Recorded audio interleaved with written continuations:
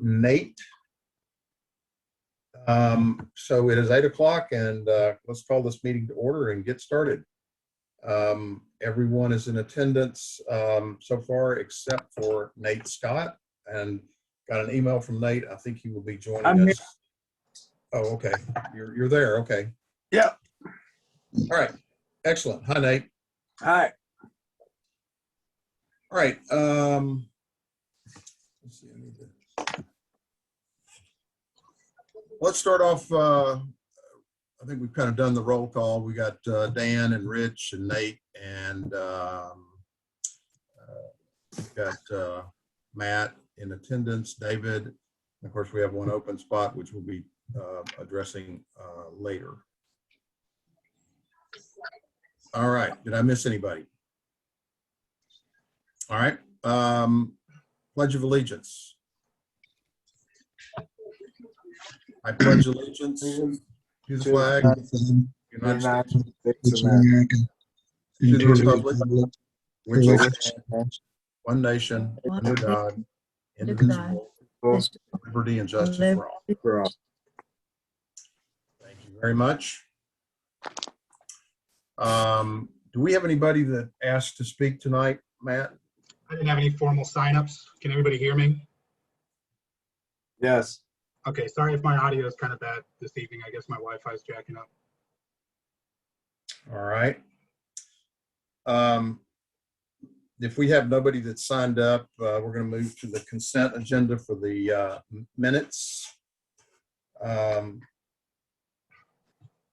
Did everybody read the minutes? And does anybody have any changes that they'd like to propose or? No proposed changes on my part. I didn't see anything. Move to approve. Move to approve. Second, please. I'll second. Thank you. All in favor? Aye. Aye. All right. I'd like to make a couple of changes to our agenda tonight, if I may. In this, because we really have a full, we have a lot of things that we really need to accomplish tonight. We've got two guests that I want to make sure we hear from. So I don't want to unnecessarily tie them up in our other business, have them have the option to leave without having to go through the whole meeting. And the guests, of course, are Jen DeWoody and Michelle Conley. Jen is from the Colorado State Forest Service, I believe. And of course, everybody knows Michelle, who's attended many of our meetings, and she's with CUSP. What I would like to do is move old business item number 7, evacuation plan, into the discussion under reports.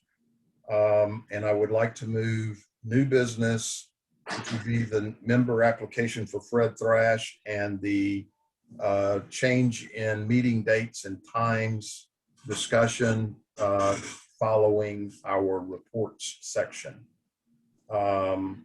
Nate has said he has a hard stop at 8:30. And actually, I do not have to do that now, so I apologize. Oh, okay. Okay. I'm good. All right. Okay. All right. So I think that flow will help us really get to everything and everybody in a reasonable amount of time and cover what we need to. If does anybody have any objections to making those changes to the agenda? No. Okay. No objections. You'll make that those adjustments, I guess, reflected in the revised agenda for us on the package. Is that right? Yes, I can do that. And then I have notes just for reminders if we get a little tough, or not tough, sorry. We get a little caught up in our conversations, we can remember which items are going where. Okay. All right. Jen, are you there? We welcome you and are looking forward to hearing from you. Matt was telling me he had met with you a week or so ago and felt like you have lots of good things that you can share with us. Yeah, hi. Good evening, everyone. My name is Jennifer DeWoody, and I'm the NEPA planner for the Forest Service, the feds, actually, the U.S. Forest Service. Yeah. So I work for the Pike National Forest. I'm based here in Colorado Springs at the Pikes Peak Ranger District office. And I'm also joined by Eric Zanato, who's on the line. And he called in tonight. He's our fire management officer on the district. And so he's the one who oversees all of the fire suppression and fuels crews. So any prescribed burning as well here on the district. So I have like 6 slides prepared. If you want to just look through them, I'll present them here in a minute. If you can elevate me to that status, please, Matt. And it's really just talking about like how the agency works to partner on these issues related to fuels mitigation and vegetation treatments is how we talk about them, especially in the wildland urban interface. Here in the interface of your structures and the forest boundary is really all we can come up to is onto the boundary. So there's Eric. Say hi, Eric. And so we'll both take questions as we go. I'll turn it over to Eric during part of the presentation. So can I present It'd be now? good to share now. Okay, thank you. And remind me, we use Teams all the time. Oh, share screen. I see it. Okay. And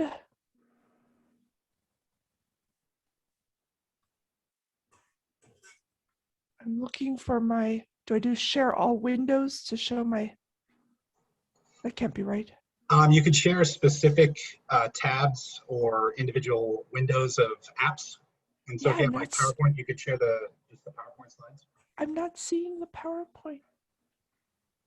Let me try it again. I really apologize, people. That's all good.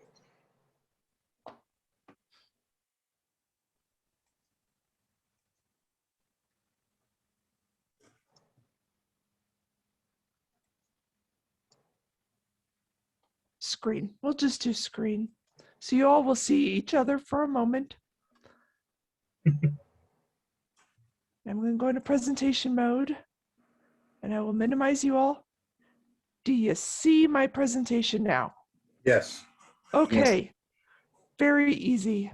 Got there. So here's a very general map. And I know you all know where Green Mountain Falls is and where we are. But I just wanted to show you. So this is 24 coming up out of the springs and going up into Woodland Park.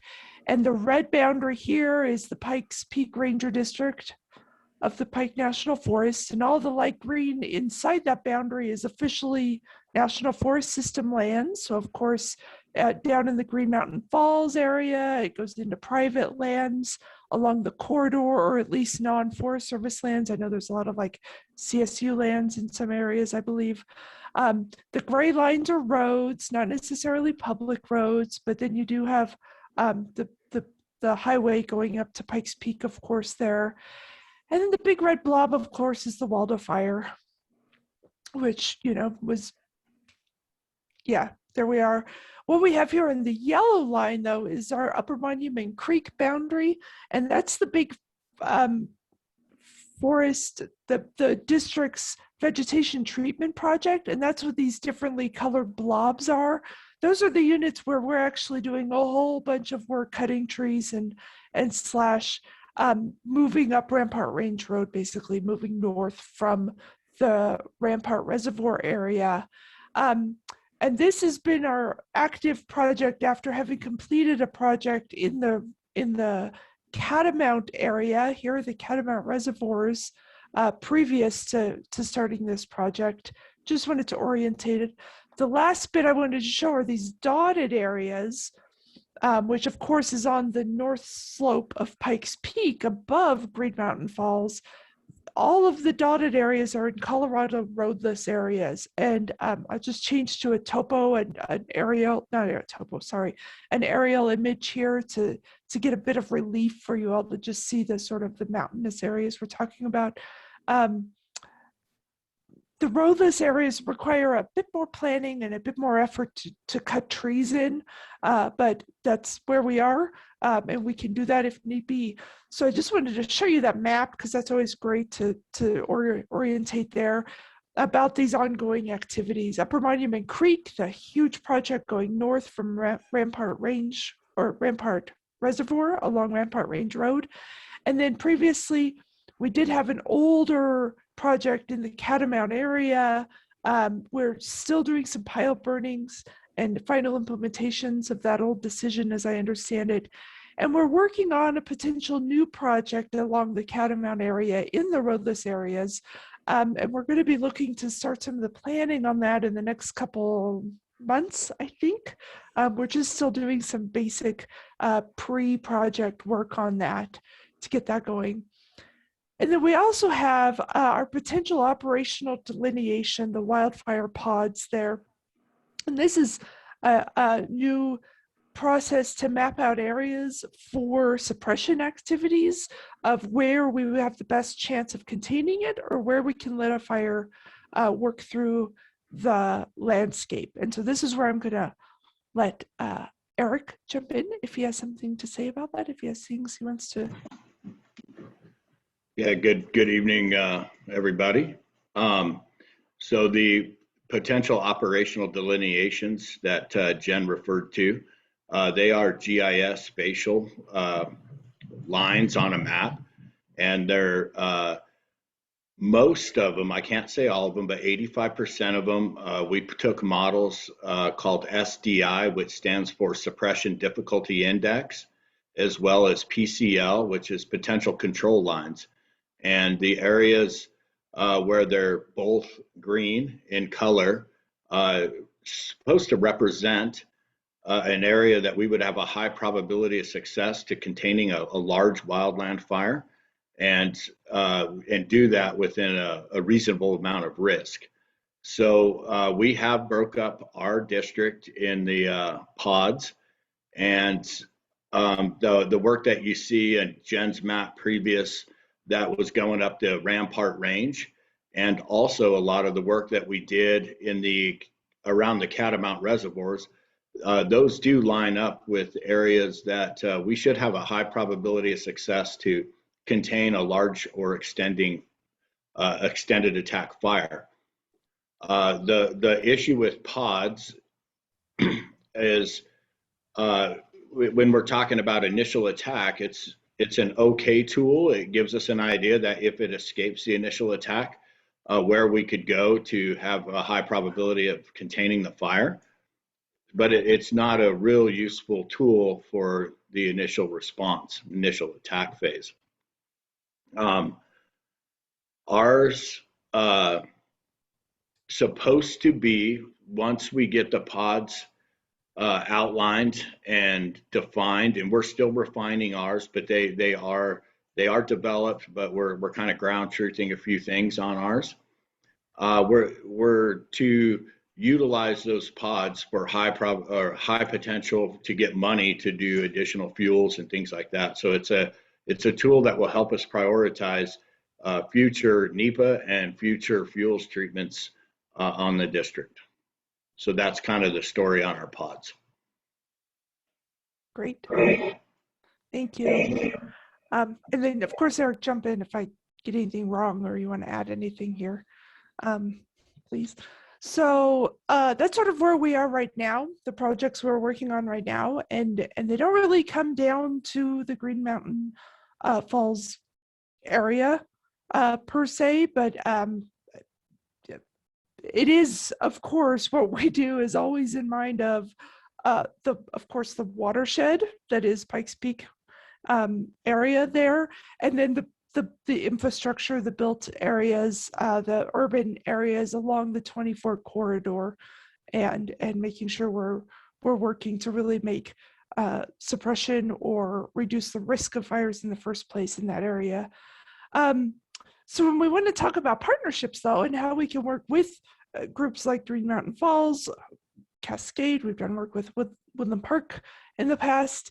We have some mechanisms to do that. Good neighbor agreements are relatively new agreements with the state of Colorado that would allow greater cross-boundary treatments for fuels reduction and risk reduction. And so that just allows us to better plan with neighbors of any other landowner, the state, private, to plan fuels treatments across those administrative boundaries, across those land ownership boundaries, and actually move money to help that implementation as well. Of course, a community wildfire protection plan is just key to make sure that that's how you all can best plan your risk and reduce your risk as a community. And then that's something we can interface with as well, knowing what the risks are in your community related to the boundary or any other federal land there. And we've used that to great effect on other districts to identify some of those key treatment areas as well. And then collaborative project development, just working up like, what do you see as the risk, using state risk maps, using our ability to treat in an area, other partnerships in the area. And so just like a little lens in on the Pikes Peak Ranger District process is that, we talk about projects, and the Upper Monument Creek projects were a long time in the making. It took several years to get that NEPA done for the planning process. And now it's going to be a decade at least to actually implement that and get that done on the ground. And so when we start looking at how we prioritize our work, both to do the NEPA and then to do the implementation, that's really, that's within the authority of the district ranger, of Oscar Martinez, and we all counsel him and help make that go once those priorities are set. And that we do have for NEPA projects, and this would, if we were going to talk about a new project in the area, that would have to go through the NEPA process. And those are all managed with with staff that are shared by 2 other districts. I'm one of those staff, so I also work for the South Park and the South Platte Ranger districts, which are based in Fairplay and Conifer.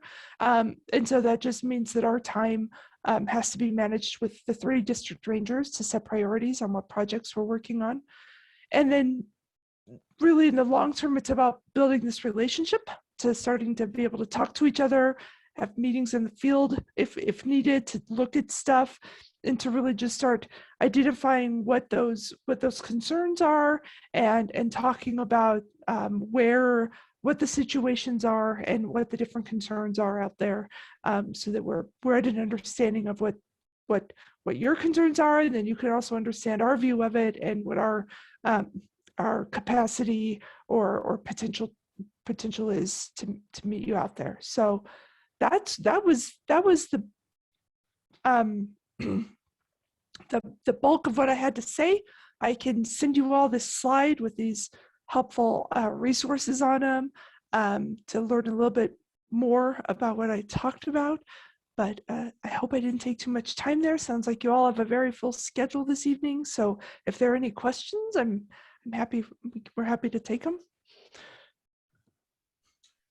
The thing, thank you very much, Jen, for coming and making that presentation. The thing that comes to my mind is, how do we, what is the proper way for us to interface with USFS when it comes to fuels mitigation and the overall wildfire prevention and safety? How do we engage so that we can have the United States Forest Service actually collaborating with us and enhancing what we're already doing in terms of fuels mitigation? Because it doesn't do us much good to do our part sort of in the Green Mountain Falls owned land and private property owners, when we're surrounded by the Pikes Peak National Forest, and the forest is in not very good shape. So how is it that we can make sure that our efforts are not diminished because of the USFS is not really actively engaged in fuels mitigation around us? Yeah, so I mean, this is the great first step, right? And this is this is something that staff on each district do, is able to make these connections. It was really fortuitous that I ran into Matt, and I'm never out in the field. That was my first time. I'm a NEPA planner. I write documents. So to have wandered upon Matt and learn where he works and what he's doing, I think that's just really great. And so now you'll have our contact information. I definitely want to keep this communication going, this relationship going. And so if this doesn't work though, call our office, call our Angel when you have questions about this. And we'll get there. So this is not going to be a quick fix, right? Because we have all this, because we have 260,000 acres on the Pikes Peak Ranger District to treat with some really heavily, built up areas, but this is the great first step. And so if you all have specific areas you're really concerned with, if there's treatments you're doing that we're not aware of, this is where we can start setting up those times to meet out in the field, to look at them, to talk about the risk how we see it versus how you see it, to start identifying other barriers. Like maybe there's a land order between the Pike and you all that we need to engage as well. I don't even know. I haven't built up all those things. So that's my first, and it's going to be a process, as I said, for the NEPA. We have some great tools for the NEPA when we're working in a collaborative manner like this. We have some categorical exclusions we can use that, depending on the size and scope of the work, we don't need to go into an EA. We can do a much more streamlined review for the NEPA world. That we are definitely, eager to use where appropriate. But it's not going to be a treatment this season. It's going to be some time out, but we're aware of it. I'll let Eric jump in as well if I missed anything. No, Jen, you covered it real well. We do have some, I guess, outlying kind of relationships there with Green Mountain Falls. And I know Rich, we've conversed a few times. We haven't really gotten into what kind of fuels work you've been accomplishing or doing. We have done a little bit of work in the past to kind of up, I think that name of the drainage is Wildcat Canyon, that kind of runs all the way up behind Walmart there, below Walmart. And we've done that kind of stuff in there, but we look forward to the opportunity to maybe increase our capacity where we can within that Green Mountain Falls. So, I'm always open for conversation and just kind of taking it from there and see what we can get done. Okay, right. Are there other questions? Hey, Eric, this is Dan Batten.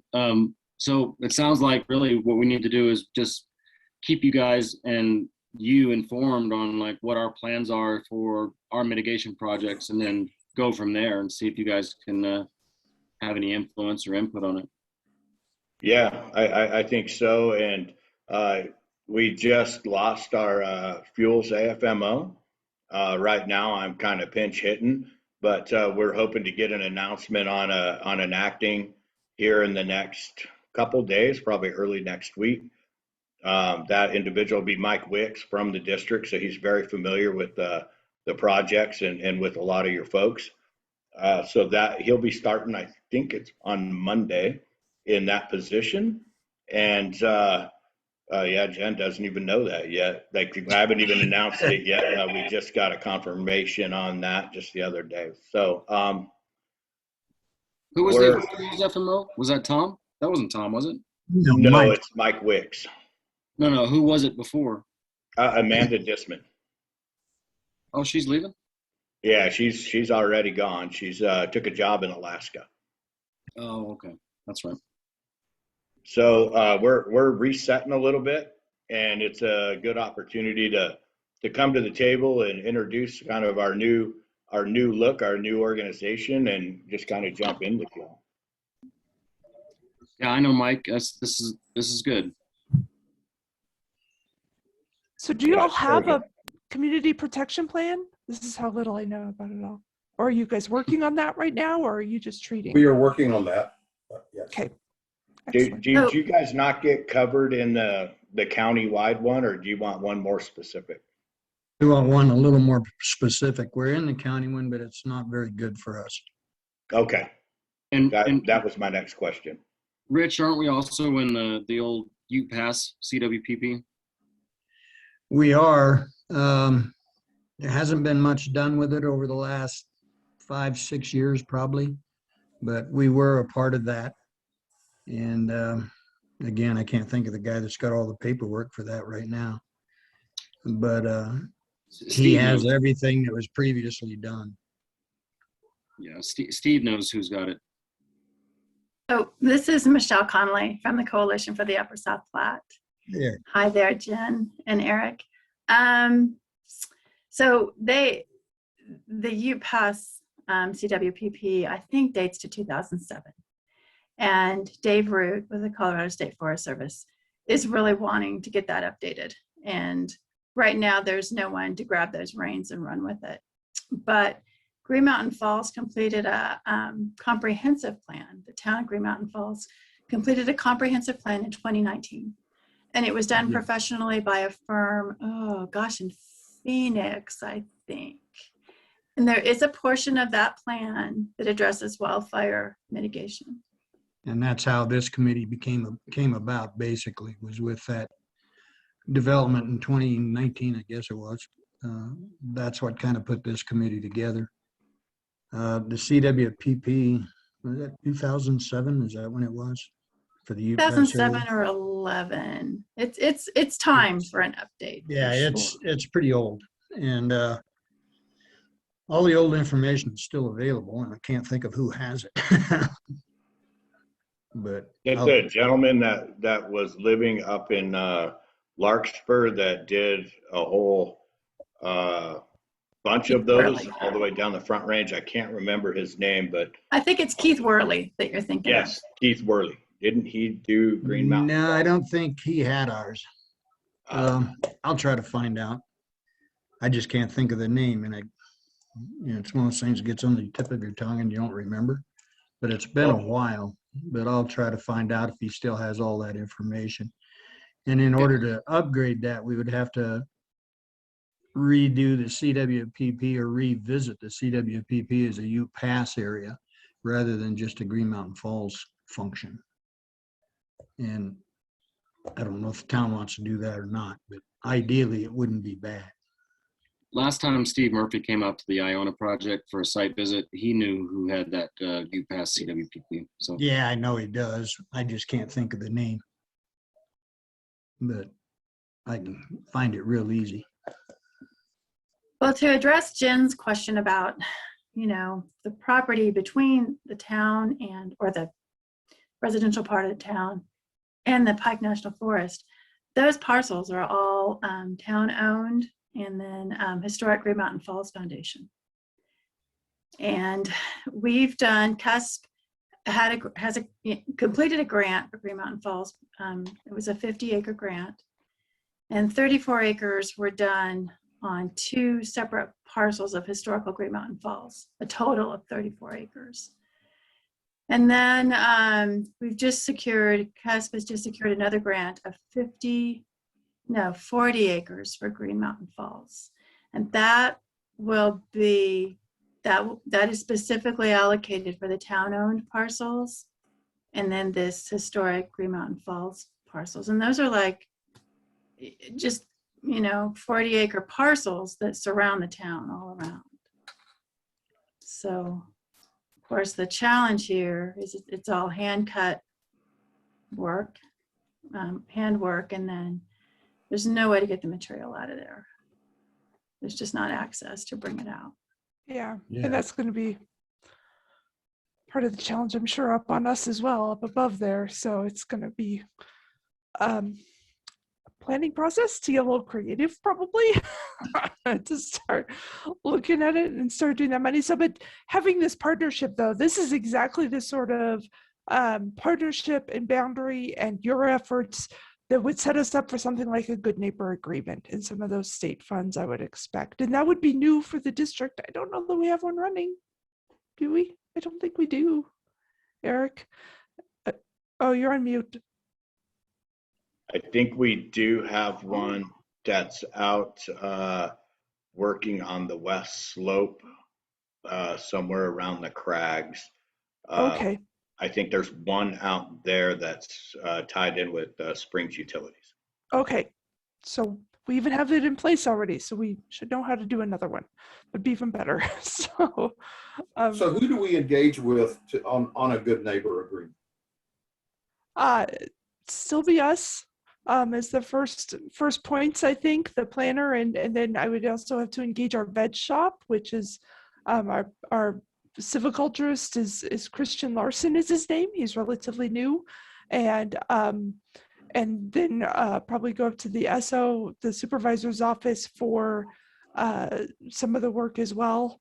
Eric, jump in if I'm doing it wrong, but this is going to be a process that would be driven by the district at this level. So it would be a matter of getting all the details together for that work.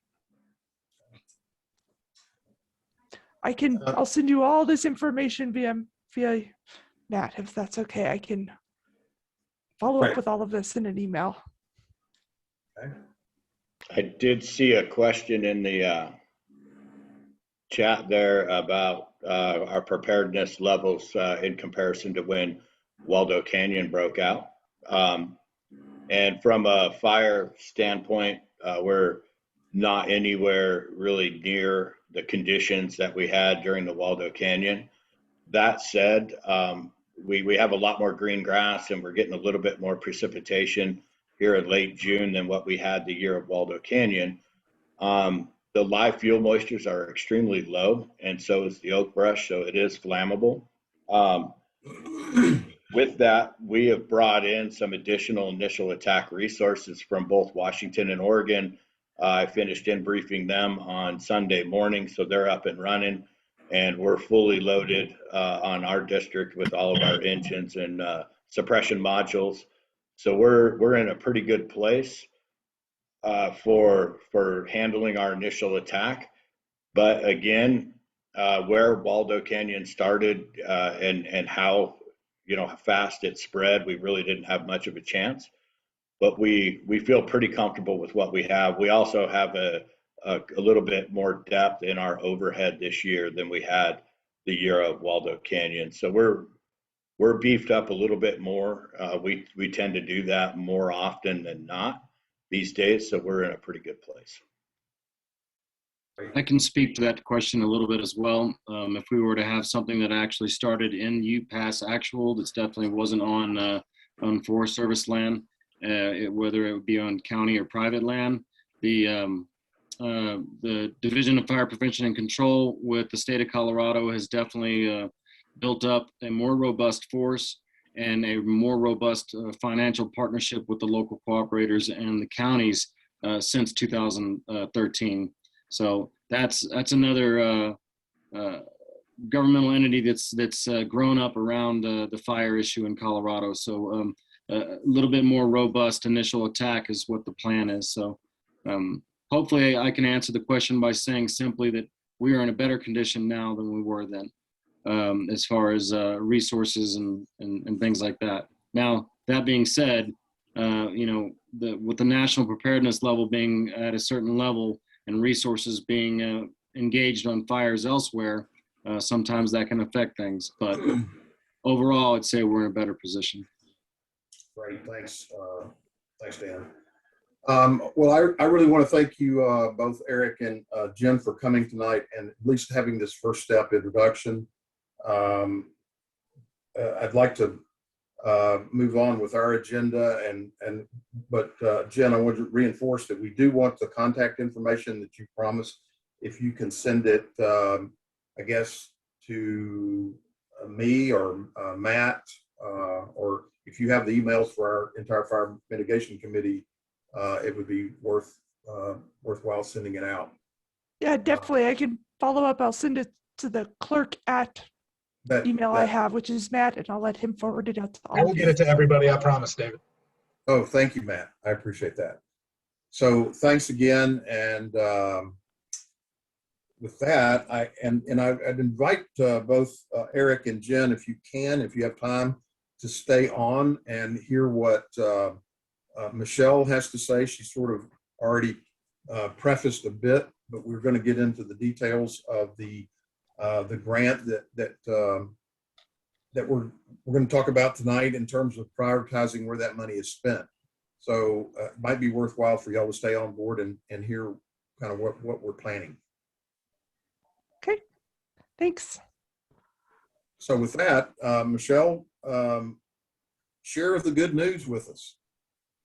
Well, we don't have the formal grant award yet, so we can't start moving on the ground till we get that award. I'm not sure when that letter will be sent out, but we did receive notice through the state office in Woodland Park, the Colorado State Forest Service, that you did get funded.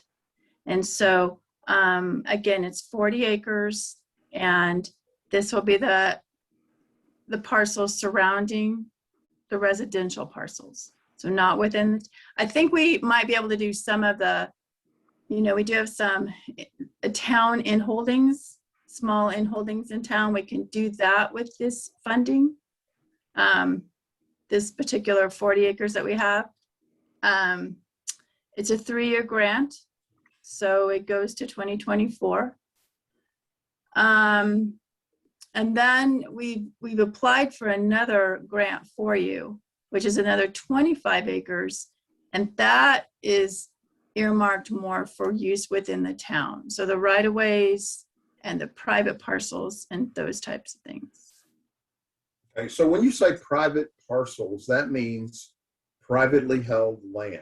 So there will be funding available to the private landowners on a shared basis. On a cost share basis. Okay, Yes. That's that 25 acres. That's the 25, right? But the 40 acres that's been funded is for the town-owned property only, no private property. No private property, but it is town-owned and Historical Green Mountain Falls Foundation. Okay. And then what is the split? So is the Kirkpatrick Foundation or the Historic Green Mountain Falls Foundation either one participating, or are they providing matching grants for this? They are providing matching funds. Okay. So the town and Kirkpatrick are both providing matching funds. Okay. And then CSU is also kicking in money. So Colorado Springs Utilities, they have money they're kicking in on this as well. And right now, I do not know specifically how much that is. So what does that mean to us exactly when you talk about it in terms of 40 acres? How is that? Is it? There's money that can be spent. Are we limited to just 40 acres, or are we limited to what the amount of money is? We're limited to what the amount of money is. And so I told we have to do at least 40, but we can do more. And so if there is more funding, or if pricing came in less than what I estimated it would be, we could do more acres. Okay. What is it that at this point, since you're funded but you don't yet have the letter, what do you need from us tonight? I don't necessarily need anything tonight. What I'd like you to be thinking about is where, like we did this, we started doing a field break along the Thomas Trail, downslope of the Thomas Trail. We've only done 4 acres. But what I want to hear is what you all are thinking over time about where you would like to see these acres. If you have a specific idea of anything in particular is bothering people or any areas. Again, it's going to have to be handwork. And I'm just seeing more and more tree mortality all the time, due to the Douglas fir mistletoe. There's ponderosa pine mistletoe, but a lot of this is Douglas fir mistletoe, and now we've got Douglas fir beetle moving in. Okay. So the Fire Mitigation Committee and the agenda package that we have for tonight contains some information that was, I think, provided to you. There was a map that was put together, and it was an attempt to prioritize how money could be spent, I think, for this grant, and it was done early last year. And there was at the top of the list the mitigation of rights of way for egress and access, and there were some main roads that were considered the top priority. And so since we're also in the midst of our notification and evacuation plan development, I think that ties in nicely for us to say that we would like to see some money spent on evacuation and allowing equipment to be brought in to fight the fires. In addition to that, I think that we provided some priorities that were along the Thomas Trail, and that could be extended. And so I think what we had was a priority 1, 2, 3, and 4, and within priority 1, we had an A and a B, and 2, we had an A, B, and C, and so forth. And I really, after reviewing that, I thought the prioritization was done pretty well in terms of what to hit. But I really would like to hear from some of our other committee members tonight on their thoughts as to how they would like to see this money spent, and if they agree with what has already been developed in terms of prioritization that went into writing this grant.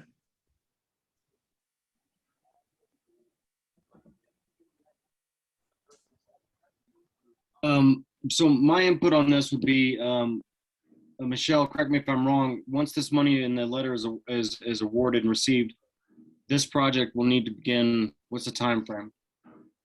There is $16,000, it's almost $17,000 of town money we have to spend this year. So when I say that, you can basically in your head, you can more or less double that. We've got to spend about $34,000 this year. And we can That's spend good. definitely more, but that has been allocated by Green Mountain Falls Board of Trustees. That needs to be spent in 2021. Okay, and that's a calendar year, correct? Correct. And okay, and then so if, in order to get a project to be done this year, how quickly can we mobilize the resources to actually do the mitigation? So the process is we flag it out on the ground, GPS, get the mapping, all that together. We put together a request for proposals. We send that out. We advertise for that on Rocky Mountain eBid. That process right there would probably be to put it together and get it advertised, and then we have a show me tour where we bring in the contractors, show them the project, give them a week to bid, and then ask for their proposals. I would like to see 2 months on that whole thing. Okay, At least 2 months. All right, so if we actually, go ahead, Michelle, sorry. I can fast track that, but at CUSP in my office, they like to have projects advertised on Rocky Mountain eBids for 3 weeks before we actually do the show me tour. So that's probably taking up the bulk of that right there. Okay, so if we had an answer for you tonight on something, I mean, really, we're looking at August, September timeframe before we can actually get something started. True, and we can plan on the ground. I just can't do anything actually without that award letter. And I can call the state office tomorrow and see if Andy Schlosberg can give me any idea of when that money will actually be awarded and go ahead and start spending. Now, I'm not so worried. I mean, we were working on Thomas Trail last year, I think in December. It's a little challenging with snow. Yeah. But unless we get a really big dump, because it's handwork, it can go into the late fall. And the Thomas Trail is a project that's already in the hopper. It's already looked at. You guys have already began working on it, correct? Yeah, we can definitely be expanding that one. You know, from my perspective, that seems to be the low-hanging fruit, the thing that we could really start on or continue with the least amount of front-end work and get the most done with the dollars available this year. Is that fair to say?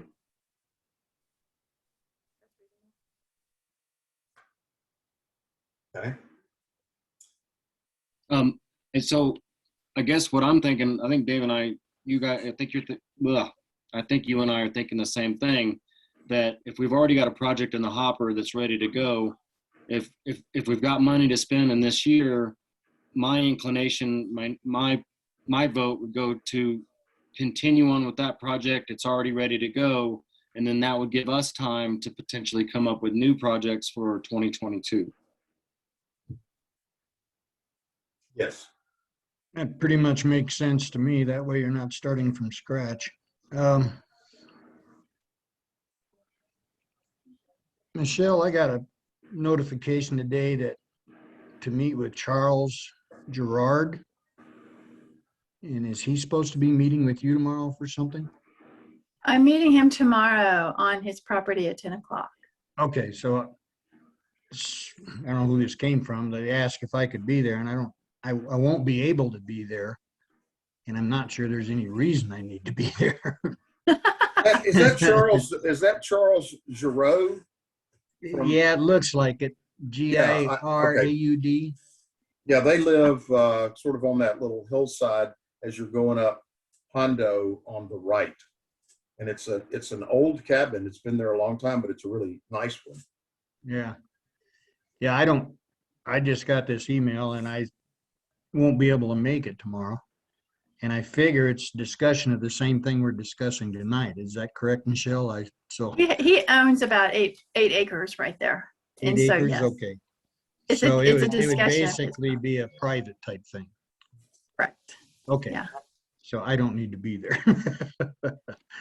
Along those lines, Michelle, when you mentioned, I think you said the potential that you put in for 20 acres of funding that could be used on town and or private land, correct? Correct. Do you have a list of private landowners in Green Mountain Falls that if something like that were to be awarded, that you could say, hey, we've got funding to help with your projects? Right now, I have 3 people who've contacted me. 3 people with a total of how many acres? One of those people is Charles Giroux, but he owns 8 acres, and I have to be. I'll be transparent with you here. I have to when I submit a grant, I actually have to have an idea of where I'm working.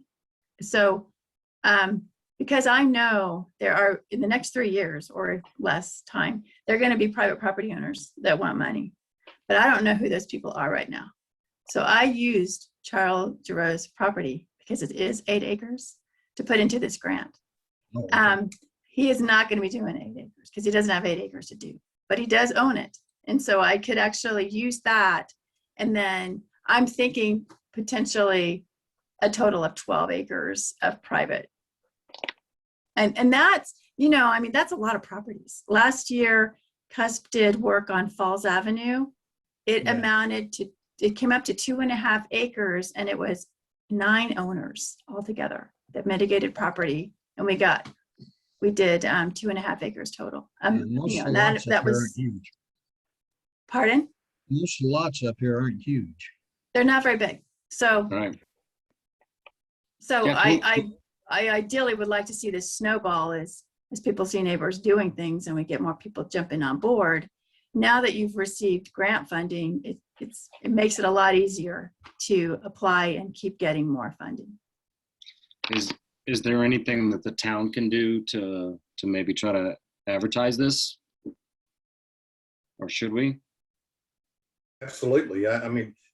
One of the requests from the mayor last night at the Board of Trustees meeting And my report was, could I find out if there is money available through CUS for private landowners, because they are getting, the town is getting calls from private landowners saying, I'm interested, what do I do? Isn't that right, Matt? You get those calls? Sorry, I was muted. Yes, and also the letter that Dan and I sent out to folks in Iona, we received responses from that, and they're all saying the same thing. How do we pay Yeah. for it? So I think what we need to do is we need to continue to reinforce, support, get the word out that money can be available, but people need to come forward and commit their property and say, when there's funds available, I want my property to be included. Is that right, Michelle? Right. Right. Now for your private parcels, my cost shares are not quite as rich. For instance, on Falls Avenue, the grant paid 30% and the owners paid 70%. Yeah. That's a little bit different when I'm working on the town-owned and So we just have to make, historical. we just have to make the people aware that if CUSP is going to come in the system, it's going to cost you as well, and give them some idea of what it's going to be. Because if they think you're just going to come in and fix their land, you're going to have 1,000 people calling you and none of them want to contribute money. But so we got to be careful now and make sure everyone understands what that cost share is. The challenge in Green Mountain Falls is that it's so expensive. The work is so expensive. Oh, yeah. And I submitted a grant for you all in the spring, and I priced it at what I felt like this was a reasonable price to price it. And we didn't receive the money. And basically the funding committee told me, because they, when you submit a grant, they give those numerical, they have several parameters they're looking at, and every parameter is given a number, and then the grants are scored, and the higher your score, the more likely you have a chance to get grant money. Well, one of the biggest complaints they had was, although they realized working Green Mountain Falls is expensive, it was just priced higher than they were willing to extend grant money for. Yeah. Which then tells me, okay, I've got to, property owners are going to have to pay a larger portion of the work. But if you think of, hey, this is 25 or 30% off what you're going to pay, it's still a sale price, so to Yeah. speak. It might be enough to entice at least a certain percentage of homeowners here. I would think. Is there some average cost that we could tell people? You have to be prepared. If you want to put your property into this, you would have to be prepared for a cost of $3,000 out of your pocket. Is there a number like that, Michelle? It's dangerous to do that because if you have hazard trees that have to be climbed to be removed, my grants can't cover that. Okay. And I ran into a problem with one of the owners on Falls Avenue. He had a lot of trees that had to be climbed. I did not realize that we were miscommunicating. And in the end, I could actually pay 10% of because so many trees had to be climbed on his property. Yeah. And that's, So yeah, it's kind of hard for me to do that and it can get me in trouble, is what I'm trying to say. Yeah, sure, I understand. and because we've done some assessments in the past and given people, say, you need to do this, this, and this, and they go out and get a cost analysis of that, and then they immediately back out because it is really expensive up here to mitigate their home or their land. Hey, I just want to point out that we did receive a question from Lamar Matthews about is there a clear process for getting private funds? I don't know if we're actually answering that with a clear process. I'm not quite sure what he's asking. Is he asking, is there a way to get grants other than CUSP, or Is he there a asking process? for private funds? is there a process that is clear for getting private funds? Lamar, if you're listening, maybe you can clarify your question on the chat. What I'd like to know is, Oh. there a clear process that citizens can clearly understand? This is the way I can get matching funds. Is the clear process simply I call the town and tell Matt that I'd like to be on the list?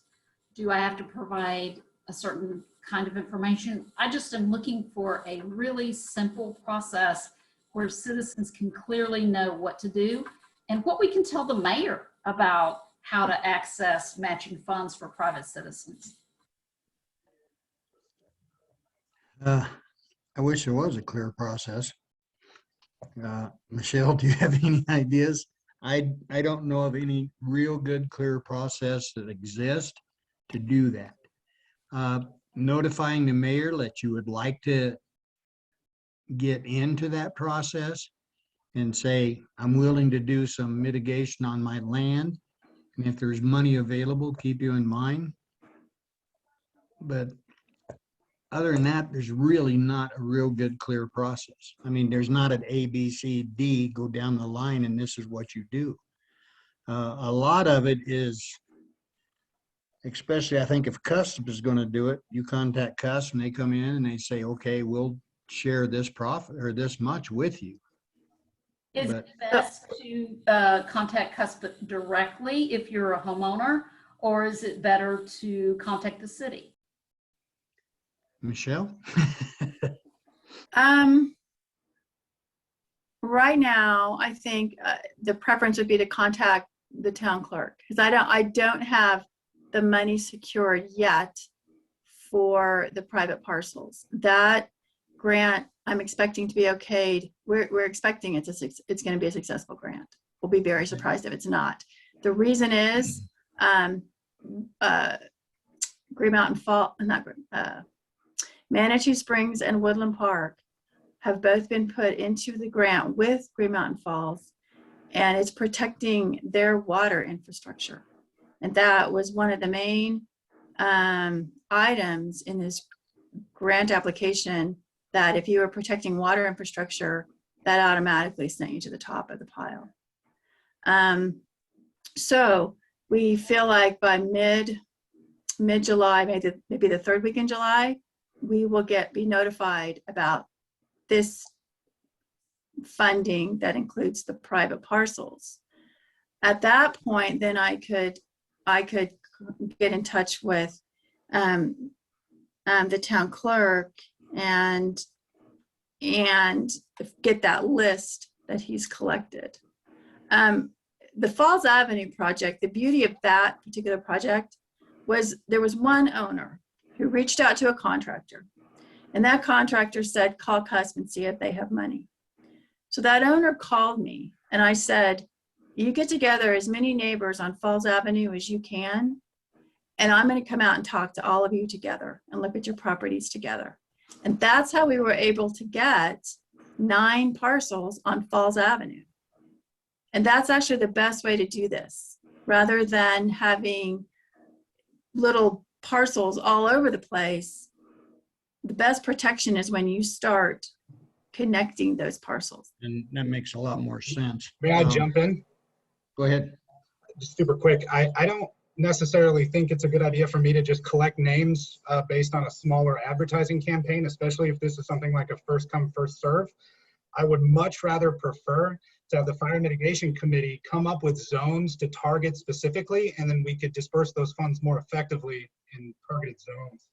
That way I'm not having to pick and choose who's going to receive funding and who's going to get work done. Well, I think, but if you're getting a call, Matt, all we're saying is, if you've got citizens calling you or the town hall, and they're saying, hey, how do I get funds? Or is there something I could do? If you could just start a list and just, put their name down, their address, that they've expressed an interest. If we just start building a list. I'm not concerned with the list. The list is no problem. It's who am I going to pick who's going to get the work first? Yeah, Well, Matt. I don't think we're saying that you would be the person who would pick. I know, neither am I. I'm suggesting fire mitigation do that. Right. I would think rather than say each individual call into town hall, which doesn't accomplish a whole lot for us, I would suggest that a neighborhood, if you can get 3 or 4 neighbors or 5 neighbors to call in as a group and say, these 5 houses want to be mitigated and we're willing to share it. That accomplishes more in our final goal than just all kinds of one people all over town calling in. That would also If we help can the fire- advertise, say, a group rather than individual.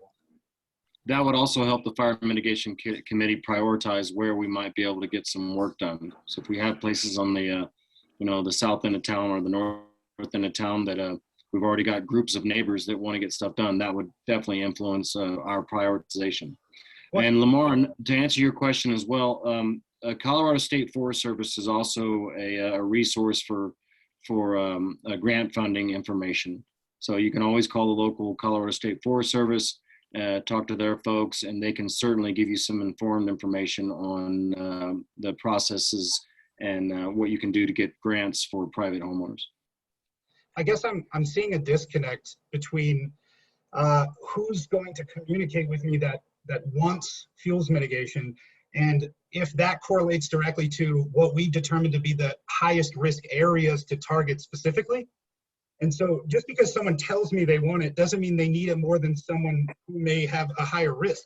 And so That's something we're going to have to look at as a committee. and Well, that's what I'm hoping.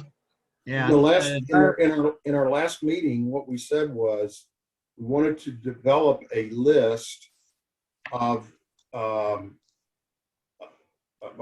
a map, I should say, of the high risk areas of town. And we were going to do that with the help of Adrian McKnight at CUSP, who would help us with that risk assessment map. Yeah. And he's already started providing the data to Nate, so that Nate can start building that map and populating it so that we get a better picture of the high risk properties throughout the town. And there is a scoring mechanism apparently that is objective, that sort of allows you to have a red, yellow, green sort of coding. I think the latest thing I looked at was 30% of the properties in town are not at high risk, and the remainder are. So that would be fine. I mean, you could set those areas and it'd probably eliminate a few. Can I make a suggestion on this list thing? How about if the town was able to create like the parking thing, create like a Google form or something on the website, a link that we could share easily with whatever method, but basically on that form, it would be explained that, this is to put yourself on the list, but the fire mitigation committee will cross-reference basically your address with the priority list. And, it basically gives everyone the same information on that form with standard language that says, here's what we're looking at doing. Please add your name to the list, and also contains information about, please understand this is not a full, payment or full, to make people understand that they will have to pay likely thousands of dollars, but that it'll be a reduced cost to what it would normally be. So, some language like that, but some standardized way that people can enroll into the program essentially without having to call Matt, without Matt having to do extra work for this. But that would essentially give us our list, and then when it comes time to decide, then we can look at those addresses, analyze, cross-reference the priority zones, and then the committee decides what's the most bang for the buck at that point. I guess I think that's a great idea. my only pushback right away is I'm nervous to use the list as a basis for data to determine fuels mitigation projects. And the idea that the possibility of favoritism can arise, and then having an objective metric that is created for zones rather than individuals to sign up for, they could be targeted when the zone is being targeted in a regular schedule. Do you see what I'm saying? So like, we have an area that we've identified as high risk, zone 1. We target zone 1 and reach out to all of those private citizens, specifically saying that there will be projects in the future that will be in your area. Do you want to cost share and be involved in this? Rather than me have a list of all the people and then use that as data for fuels mitigation. But who's going to reach out to all those people in zone 1? Dan and I have already reached out to all of Iona, so like it's not that hard. We've done it. Yeah, it's really just a matter of which direction you want to come from. And I think that Nate's idea is probably a good idea because it's coming from both directions. We are determining the high risk areas from our end, and then people, if they are informed that that there is this process, they can then initiate from their end what, saying we are interested in this. My neighbors and I are interested in this, and then they can come at it from that direction. Because again, if we're looking at wanting to get a lot of the private land mitigated, which, let's be honest, that's really most of the land around here. If we're really wanting to get that private land mitigated, if we have areas that are even high fire danger on our map, on our ranking map, if those people are not interested, that may not be a viable area to conduct a project. Now, we can still do it the way you're saying, Matt. If we say, look, we really need to get stuff done in this area, let's reach out to these people, let's be proactive and not expect them to call us. We can still do that. But the other way, gives people an opportunity to show some initiative and then reach out to us and talk to their neighbors and see if they can organize and present us with an organized group of people that might happen to be in a high fire danger area. We don't make any promises to anybody. We can just say, look, we're asking for interest. And like Nate said, we can go into it as deep or as not as deep as we want as far as explaining how the decision will ultimately be made based on the fire danger rankings within the town. But we don't have to make any promises at all. No matter what, somebody's going to be unhappy that we don't mitigate their property and we mitigated somebody else's. But as long as we have a clear process for explaining why we made the decision we did, we should be okay. I agree. And so I'm glad for that clarification, Dan, and I agree with Nate now. I definitely am seeing two sides of the same coin. The data collection will be great to identify where private fuel mitigation is desired, and then it could be cross-referenced and considered with the objective scoring metrics for zones or whatever we end up calling them for high-risk areas. Am I understanding this correctly now? Yeah, think but so, this yeah. is something we're gonna have to sit down and work out on. There's an awful lot involved. It sounds like we can just send out a brochure and they're gonna do it. It's not gonna happen tonight. Right. It's not gonna happen next month. Lamar sent in a comment. From what I heard from Michelle, it raises your chances. If you have neighbors involved, they should be told this when they call in. And I agree. If you can get a block of 5 or 6 or 8 or the whole street involved, I believe that should be a high priority, because then you're not doing one little square area in a forest of houses that haven't done anything. The more you can get people involved to involve the whole block or 5 or 6 houses, the better off you are. Mitigating one house isn't necessarily going to do anything for the town, and it's not necessarily going to do anything for the homeowner. If every house around you is burning, there's a good chance yours is going to burn too. Maybe we can help initiate some fire mitigation planning block parties. Yeah, anything like that would be a good idea, but this is going to take some time. This is not something we're going to solve tonight for sure. So could we at least agree that if Matt gets a call, or the standard answer from to people is, you have a better shot at getting help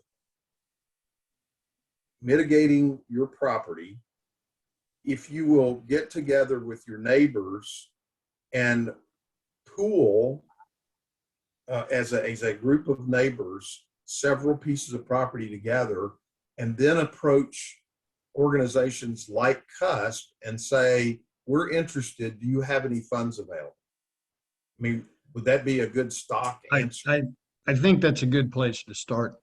And then there might be others that come in after that and say, I want my property mitigated, and they might not have their neighbors involved, but at least if we're saying, if you can get your neighbors involved or the street involved or whatever, you'll have a better chance of receiving funds. Yeah. Okay. So we need to really promote that concept that people That need block to party group, thing.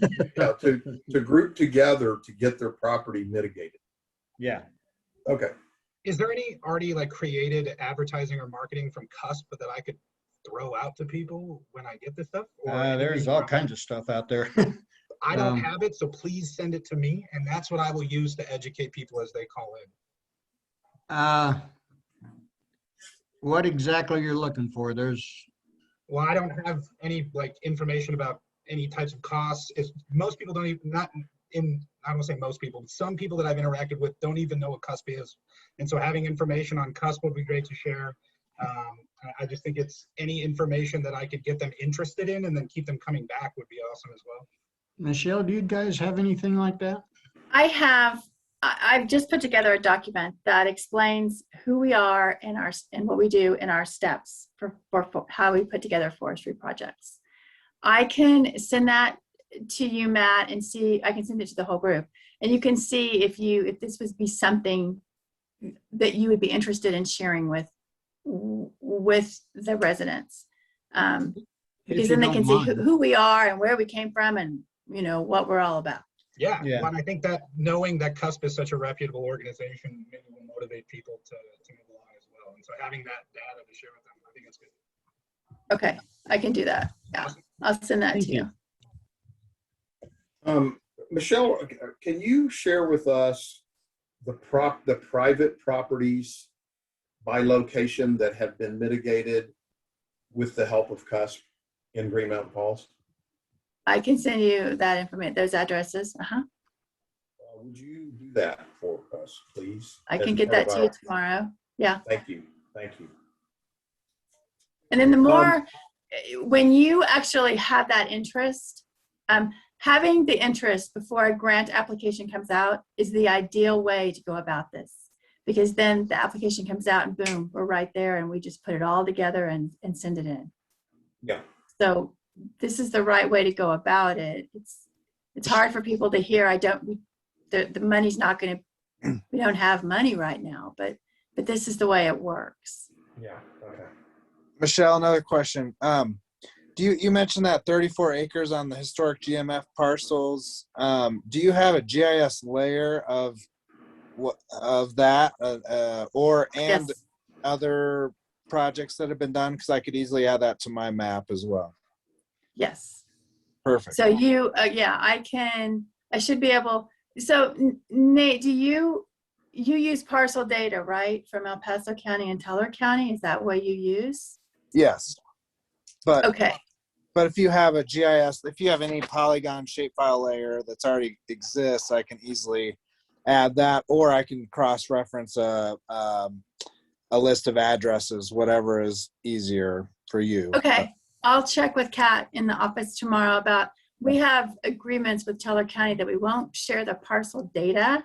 Okay. So, but if you already can, it's kind of odd because everybody has access to that parcel data. Right.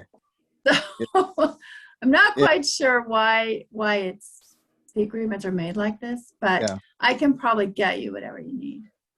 Yeah, like I said, for the private stuff, if it's addresses, that's fine. That's easy for me to go through and pick and match up. But within historic GMF parcel, if you did 34 acres out of 40 or whatever, it would just be nice to see that actual area of mitigation. Yes, definitely. As a And shape. you're creating a map, right? Right. Okay. Got it. Yes, I can get that to you. Thank you. Yep. So, getting back, Michelle, to the 40 acres that is getting funded or has been funded.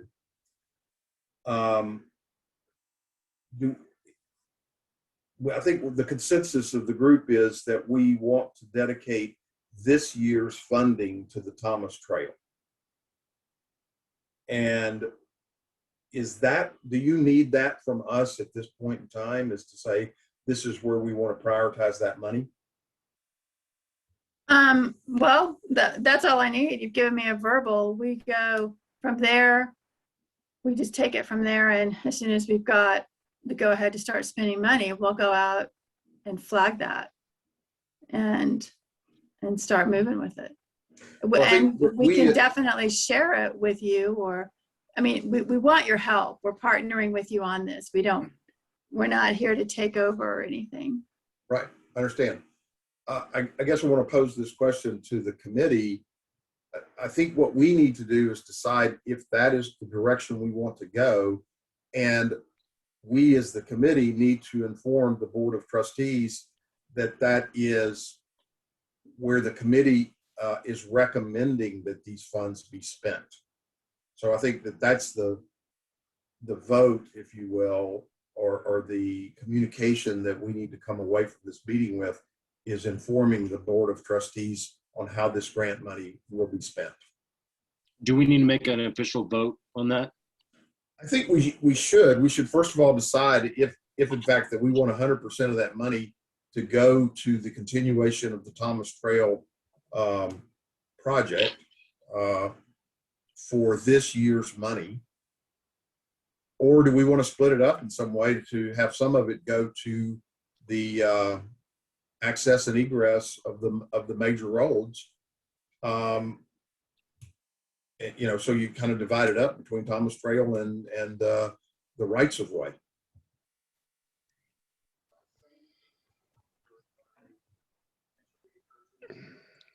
I can say that I definitely would like to see some right of ways getting mitigated. Do we have existing plans in the hopper for those right of ways? Is that something that can be easily started? Michelle, can you answer that question? So I'm aware that you have, it's Rocco Blasi who told me you have a retired surveyor in town. He is not, his license is no longer active, but he has the skill set to identify your right of ways.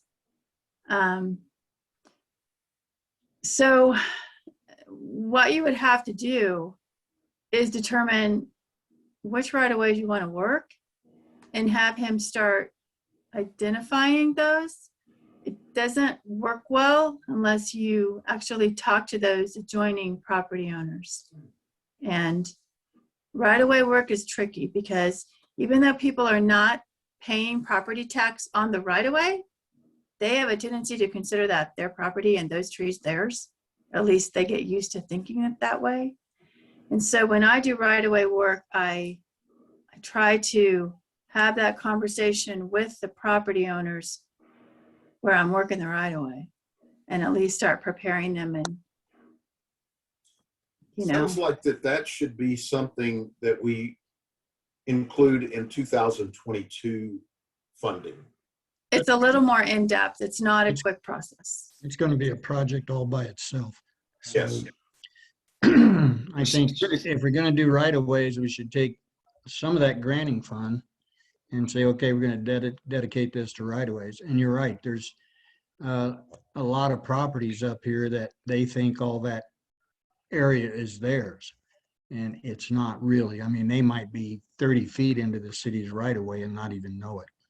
Yeah, we would definitely need to do some serious preloading on that message, I think. Yeah. So that's going to be a long-term project that I don't think we're ready to spin up this year. Okay. So That surveyor is, just so you know, he has told Rocco he's willing to donate his time to determining at least those. And that would be something for him to start on. I mean, I would Yes. have no problem with him starting that and give us areas of right of way that we could actually work in. But right now we have no clue. Yeah, I think this is definitely a project we can handle for sure.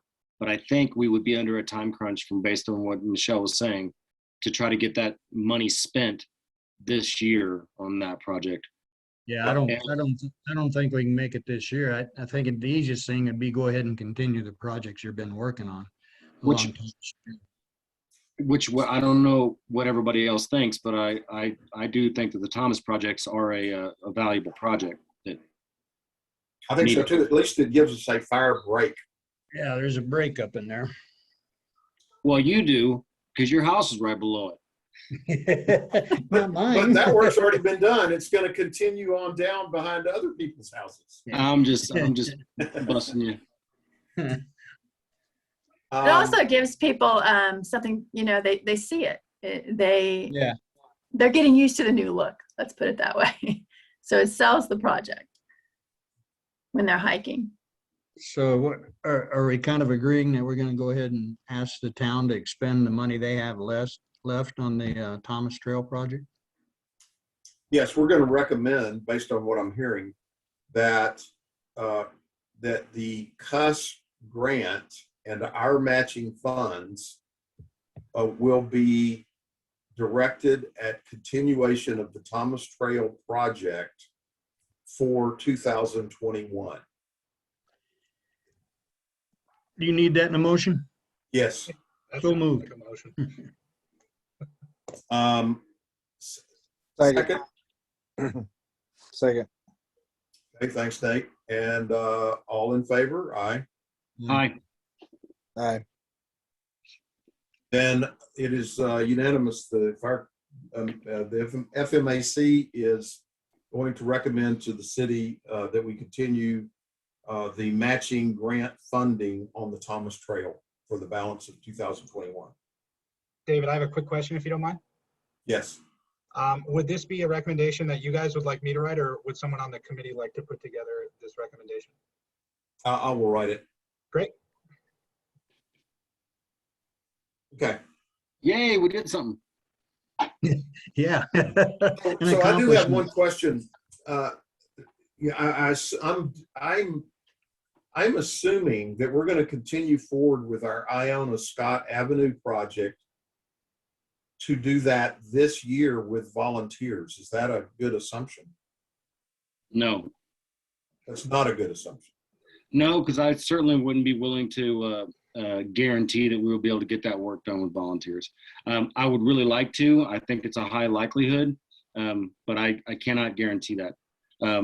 Okay, so given that we said that was our number one priority, should we direct some of these funds to the Scott Iona project?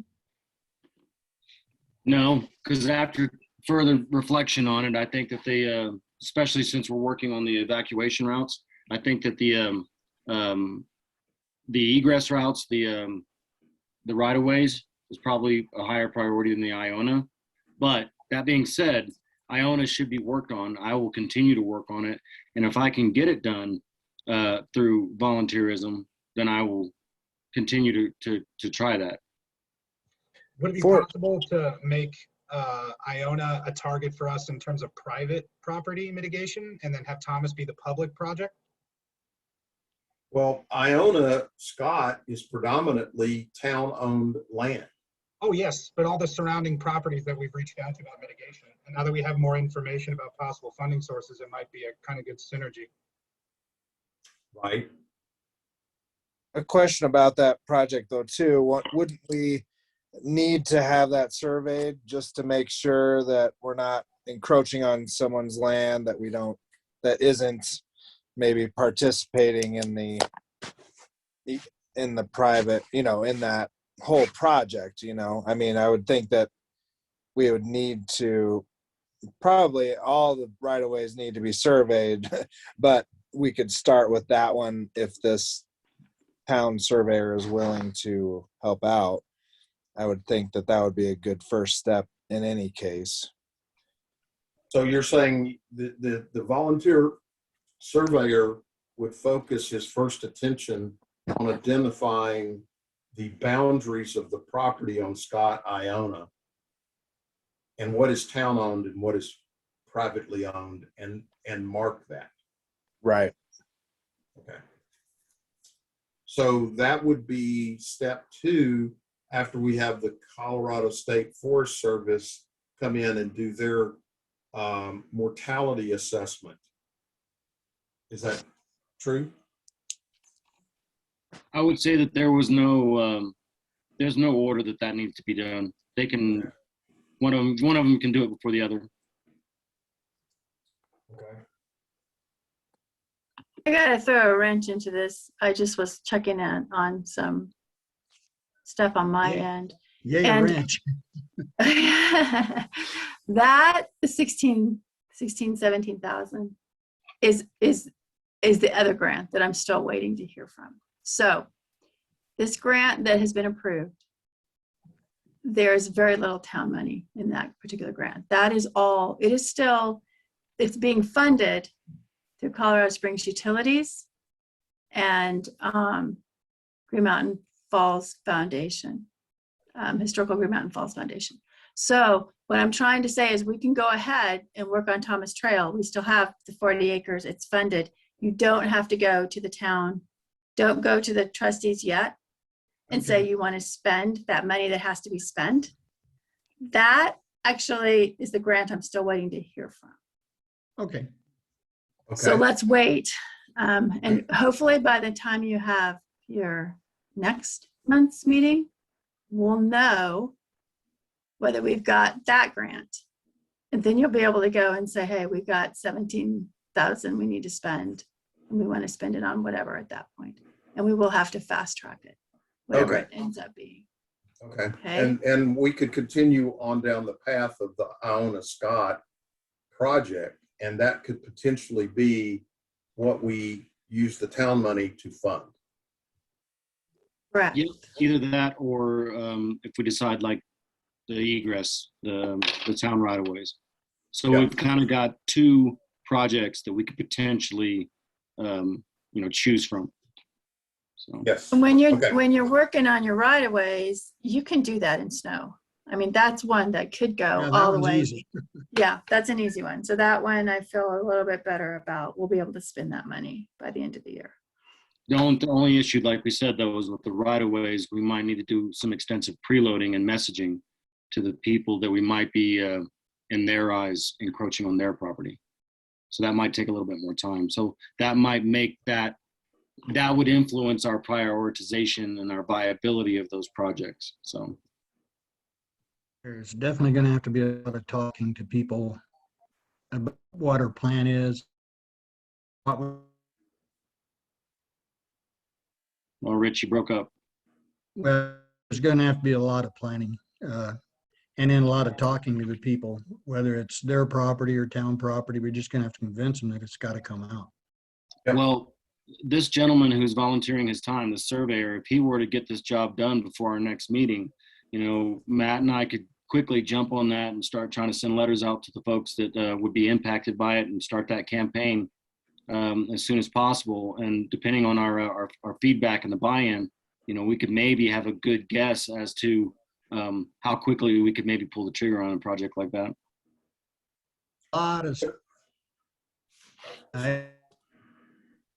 What project are you talking about? Are you talking about Iona Scott or the rights of way? He was talking about the right of way. Yeah, the rights of way. Yeah, because we've already kind of started the messaging campaign with the Iona project, so we could just basically do the same thing with the right of way projects. But we would need to know, what right of ways we had and who the landowners were. And I think we would really want to engage that surveyor as soon as possible. Yeah, Matt, I think. can you throw I that, think you're gonna. put that up on the screen so we can look at that? Because there was specific, it was Hondo, Belvedere, and Green Mountain Falls. Is it this one? No, it's not a map. It's Oh, okay. scroll on down to page 15 of the packet. Right there, right there. Okay. Let's see here. So it was. Oh, there it is. Ute Pass Avenue, Green Mountain Falls Road, Hondo, Belvedere, and Park Avenue, Pine Street. were the primary priority egress routes. Okay, he could probably get those done in a month's time. Either that or he could go zone B and we're Dang, Rich. Go slap your modem. I'm not getting. So, Dan, are you saying that you would organize the surveyor to get out and start this project right away? I was actually going to ask if anybody else wanted to contact the surveyor. I could, but if somebody else wanted to contact the surveyor, I could continue on with getting the mortality work done and also trying to line up some volunteers. But Okay. I don't know who the surveyor is. Does anyone else? I would imagine, think- no, I don't. Probably have to get a hold of Rocco and see what Rocco says. I think Lamar's right. I think it is Tyler Matt. I think it is, oh gosh, who did you Mike. say, Lamar? Mike, oh, I Mike can't remember, Lambert. but Mike Lambert. Mike Lambert. Lambert. I do believe He- it's Mike Lambert. he came out to the Iona site visit one time, and I just don't remember his name. Yeah, Mike Lambert, he is a surveyor. Okay. I'm pretty sure he's my neighbor, so I haven't met him yet, but I don't mind reaching out. Yeah, he did this. He's really nice. Okay. So Nate, will you take that responsibility and contact him, within the next few days to see if he will take on surveying Green Mountain Falls, Ute Pass Road, Hondo, Belvedere, and Park Avenue, Pine Street? Yes. And Okay. I'd say maybe prioritize those egress areas, but also see if he could actually mark the Iona project as well. Right. Even though I don't know that we've reached all the neighbors, but Okay. we've reached Yep. some. I have a question totally from absolute ignorance about surveying. Does being unlicensed affect the validity of the maps in any way? No. No. No? Okay. I had I the just same don't- question, Matt. I have no idea. I just don't know enough about surveying to even be dangerous. The accuracy would be the same. It's just he probably couldn't do it for a plat that's going to be recorded or something like that. Okay. That makes more sense. Cool. Thanks for asking, Matt. I had the same question. No worries. Okay. I feel like we have exhausted the what we could do tonight as far as it relates to funding and projects that need to be activated and completed this year with the help of CUSP.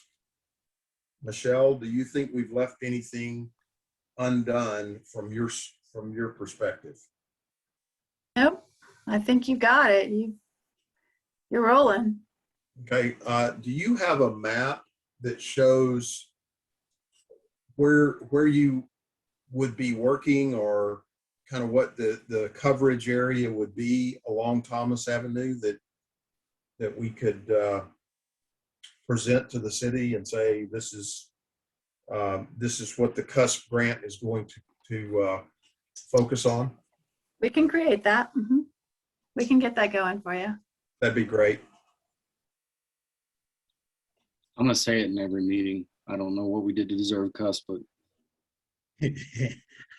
I think it was Mike Till at the Colorado State Forest Service. He contacted us and said, we need to write a grant for Green Mountain Falls. So he was actually the individual that got it all going. he needs to be on our Christmas card list then. Absolutely. Fantastic. Any other questions or comments for Michelle from any of the committee members? Michelle, we'd be happy for you to continue to stay with us tonight, but if you need to depart, we understand.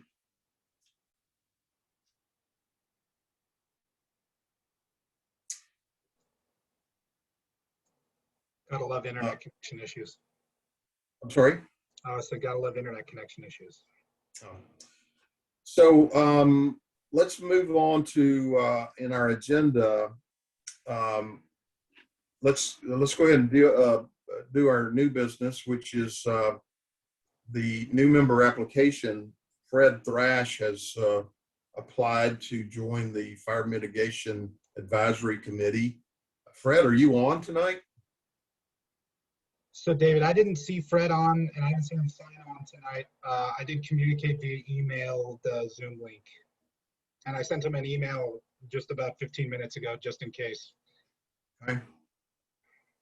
And so he's not on. So does anybody have any thoughts? His application was included. His motivation and the fact that he's in, motivation as far as, making the town safer obviously is good. And, but his current activity of motivation to be on the volunteer fire department seems to be an excellent fit to me. Okay. Yep, I would agree with that. Him being part of the fire department, and we've got Rich here as well. But the more we have engagement with the fire department, the better. Plus, we don't have a lot of people knocking down the door to get on this committee. That's correct. That is Yeah, correct. and I can't mention Fred. I haven't met him yet. So, but he says he's in the fire department, so I have to believe he is. Does anybody have any strong feelings that we should at least talk to him before we advance him with a recommendation to add him to the fire mitigation committee, or do we feel that his application is sufficient? Well, he did speak at our last meeting, so I feel like he gave us a spiel. Okay. All right. Yeah, I'd forgotten that. So does anyone want to propose through a motion that we recommend Fred for the Fire Mitigation Committee to the Board of Trustees? So motion. Do I have a second? Second. I wasn't at the meeting, but I'll go ahead and second it. All right. All in favor? Aye. Aye. Aye. So we will advance Fred's as a recommended candidate for the Fire Mitigation Advisory Committee to the Board of Trustees in the next meeting. Operationally, I'll prepare the memo and have it for our next BOT meeting. All right, perfect. So the next point is we need to decide, because of some emerging conflicts, on changing our date of meeting. That would be either date or day of the week. Right now, our standing meeting is I guess it's the fourth Wednesday of every month. That's going to be a conflict for Dan that will really knock him out of our ability to really participate. For To be honest clarification, with y'all, I don't have conflicts anymore, so I'm pretty open for any day y'all want to meet. just a clarifying point, David, if you don't mind. Yep. I thought it was the last Wednesday, because technically this would be the 5th Wednesday of June. Right. Yeah. This was an anomaly, but yes. Okay. So yeah, let me please apologize, and I understand that if I really don't want to leave this committee. I feel very pumped about what we're doing, and I feel like we got a good team here, and I don't want to leave it. But I have changed jobs. I'm now with El Paso County Wildland Team, and we have scheduled trainings on every Wednesday night. Tonight was an exception that was canceled, but it is an ongoing scheduled meeting for every Wednesday night. So unfortunately, Wednesdays will be a conflict for me. And again, I apologize. And I hate to ask the committee to change things based on just one member, but I am asking that. How about the last Tuesday of the month? That would work perfect for me. If possible, I'd prefer to not have any Tuesdays and reserve those for BOT. Oh, yeah, you got council. Would Thursday, the last Thursday of the month work? Are there any other committees that are scheduled for the last Thursday? No. And if we continue to go forward with the 7 p.m. time, which I would be open to change that if anybody else is open to that, there's no conflicts. All right. Does that sound acceptable to everybody to meet on Thursdays at 7? And that would be the last Thursday of every month? I may have conflicts on Thursday, but I could probably work around them. Green Mountain Falls has their trainings on Thursdays, right? Yeah, everything for the fire department is on Thursdays. So that could potentially have conflict with our new member. Yeah, he will be gone almost every Thursday. How's Monday? Monday, it would also work well for me. Monday's fine with me. Are we locked in at 7 p.m. 1,000%, or are other times explorable? Other times, 6:30 is fine with me, huh? I would prefer to move it to 6:30, actually. Yeah, you run into my bedtime. Parks, Recs, and Trails moved their meeting from 7 to 3 p.m., and that's been really well received thus far. I probably won't be able to do 3 p.m. I'm busy in the afternoons, but I think Nate may have a conflict with his work. Is that right, Nate? I just have a new job as well, but the thing is the evenings are somewhat unpredictable because I could get potentially home late. But Mondays, is that what we're talking about now? Mondays? Yes. Well, Yeah. Mondays are good. Mondays I don't work. What about Monday at like 5 or 4? the earliest I would be able to be anywhere is 6:30. Yeah, I mean, the earliest I'd be able to be home, it would be 6:30. Yeah. Totally understandable. No worries. hey, Home I'll put it out there. Yeah. I like Monday at 6:30. That's good for me. I'm not aware of any conflicts, so that would work for me as well. okay, so is everybody on board with moving to the last Monday at 6:30 p.m.? Okay. Sounds good to me. It works for me. Yes, I'm in. So the other issue that I have is the venue, whether it's Zoom or in a physical location. There seemed to be a lot of confusion tonight over this meeting. Obviously, I'm in Houston, so I would have had to, regardless tonight, I would have had to attend by Zoom. I can't guarantee that I'm always going to be in Green Mountain Falls for the meeting. So is there a strong preference or leaning for having a meeting at a physical meeting place in Green Mountain Falls? I would ask Matt, would we have the capability of doing a hybrid meeting at the Green Mountain Falls Town Hall if people needed to, like Dave, needed to Zoom in? Yeah, so, go ahead. By the way, let me just say, it's not just me. It's like Michelle Connolly or Jen and Eric and, people who might live somewhere else in the state, but would be, we would want their expertise. And so we would want them to be on Zoom. And I just throw that in. I'm sorry, Matt, go ahead. No, no, you're fine. So, of course, I'm in the process of testing my totally winged setup of Zoom at our previous BOT meeting.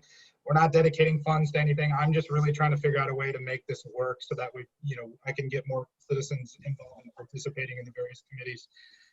In terms of running a hybrid meeting, I could totally do that. Yeah, Especially with FMC, it's really not a big deal at all. And then, of course, I have access to town hall whenever you guys need it. So that's no issue. I don't have a very strong preference, but I would lean towards in-person meetings. I mean, these meetings on Zoom have been very productive and there's nothing wrong with them, but I like meeting in person. Well, and I do too. I much prefer a meeting in person, but we also have to have the ability to accommodate. So I think we need to continue to have hybrid meetings where you have a physical location, but with Zoom capability. I think that would be fine. And if we're not able to get town hall, like I say, we can get into the firehouse and use it. Okay, well, Matt, will you find out if we can have a dedicated, meeting space on Mondays at 6:30, where we can have Zoom capability? Yeah, the board chambers are available. I can Okay. tell you that right now. I don't need to go to anybody for that one. Okay, Okay. well, book it. Book it for us. It's booked, man. We got you. All right, cool.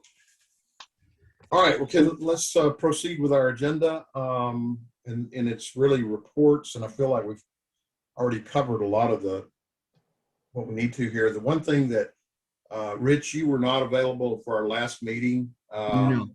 We talked about the evacuation plan.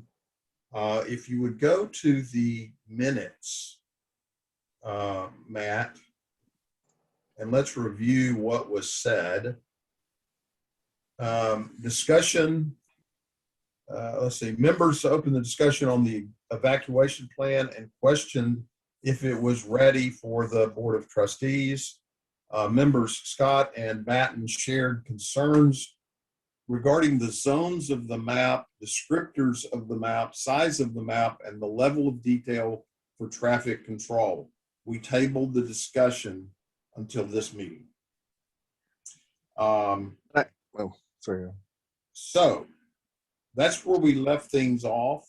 I think what we need to do tonight is decide on a specific, what is it that we want to do from this point to get this in a final form that we can roll out and recommend to the Board of Trustees.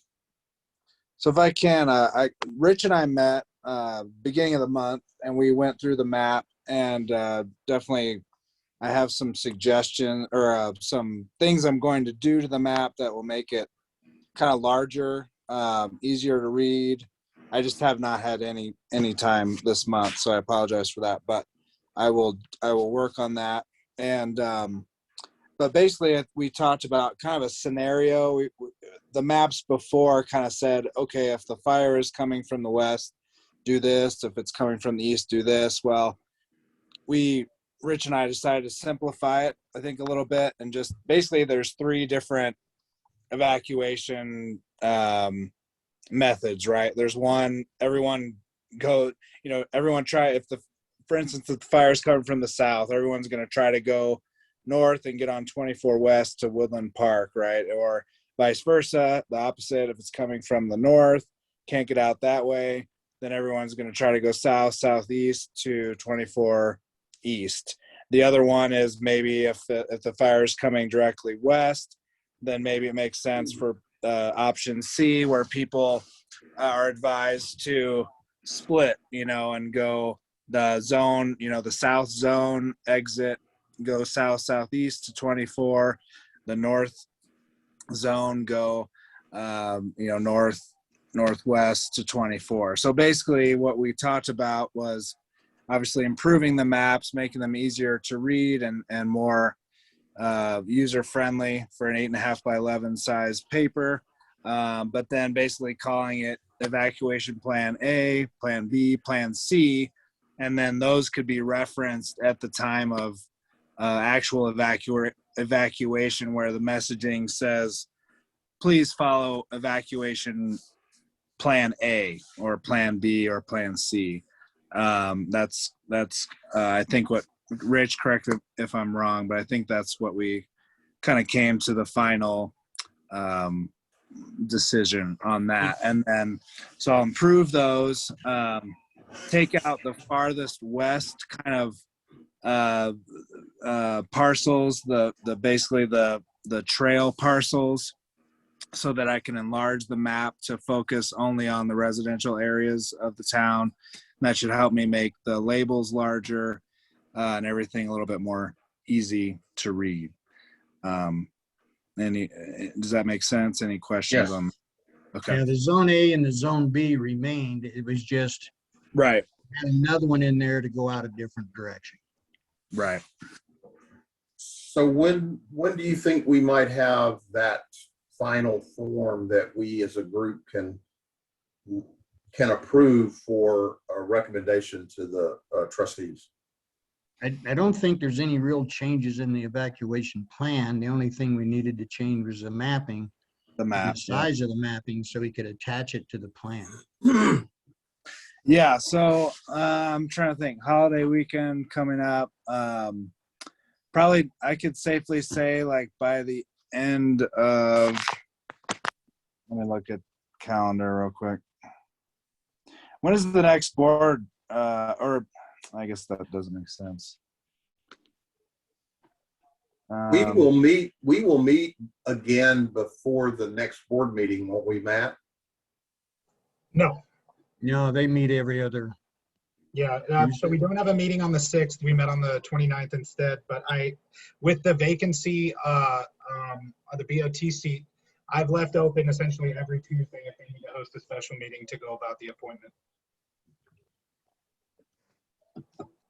I didn't quite catch you there. Oh, can you hear me? Yeah, we were a little garbled. I'm sorry. I don't know what's going on with this mic all of a sudden. So no, we will definitely not be meeting before the next BOT meeting. There was a meeting originally scheduled for the 6th. It was moved to the 29th. But with the vacancy on the board currently, I've left open every Tuesday for the rest of July for them to be able to hold a special meeting if necessary. So if the next meeting of the BOT is the 29th, won't we meet before the 29th? No, I highly doubt that will be the next meeting. I don't have an official one yet, but I have a feeling we'll have a special meeting on a Tuesday before that. No, okay. All right, Dave, you still have that stuff on the siren costs and everything? I do. We probably should present that at the same time we have the evacuation plan, so they know what it's going to cost them. Well, I think what we're going to need to do is present that at a time when they're budgeting for next year. And I'm not sure when that is. Matt, do you know what the timing is when they start developing the budget? Usually around October. Beat me to it. What? It's I said usually beat me around to it. October. October, okay. I mean, there's not a reason we can't present that, but it's going to be for them to decide if they want to budget it for next year. Yeah, because if we just present the evacuation plan isn't any good without that. Right, yeah. Because that's a big part of the evacuation plan is audible warning. So Okay. I believe it needs to go with them. Okay. So the earliest that it sounds like we would have to have a special meeting in order to approve the what we want to submit to the board if we wanted to do it before the next board meeting is what it sounds like. And I think the next board meetings are just going to be up in the air for a bit. I bet we wouldn't even have to take it to them until August. Could we set a meeting that is if we set it for 3 weeks out, and the sole purpose of that meeting is to review and approve the evacuation and notification plan along with the siren budget, Matt, do you think that puts us before the board meeting? Forgot I was muted. I'm looking at my calendar right now to suss that out. So you're talking about meeting on the 19th, Yep. the third Monday. Yeah, could go in front of the board on the 27th. I put the agenda packets together the week before, so they get pumped out on Friday, typically. The meeting, I mean, the requirement is 24 hours, so technically I could add additional items, but I don't really like doing that a day before a BOT meeting. So is the intention the 27th, if I'm understanding this correctly? So we would meet on the 19th in a special meeting just for the purpose of considering this one thing and recommending it to the BOT if we're happy with it. Is everybody, Yeah. everybody good with that? Yes. Would we still have our 26th meeting Yes. as well? Okay. Yes. I think that at first I was going to say, why don't we just combine them? But I just realized I'm going to be on vacation on the 19th. But I should be able to attend the meeting via Zoom. But that's better if it's a short meeting rather than a full meeting. Yeah, it would just be for the purpose Yeah. of this one item. You know, Yeah. now that I'm looking at this, I think Rich was right. The real regularly scheduled BOT meeting would actually be on August 3rd. And so we could meet regularly on the 26th, have this approved, and then present it at the first meeting in August. Okay, well, let's do that. Does that works for everybody? Yes, that works. Awesome. Yeah. Michelle, thank you very much. It sounds like you were leaving us. Sorry. So we're going to have our meeting then on the 26th. And just take care of that in the next regular meeting. Right. Yeah, and that's definitely plenty of time for me to. I'll do the map well in advance of that. Shoot for a week at least before that, so everyone has time to review it and everything. Yeah, Nate, if you need to get with me, just let me know. I'll get together with you. Okay. Yeah. Sounds great.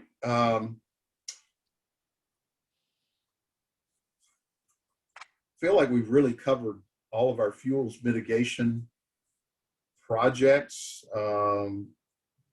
tonight.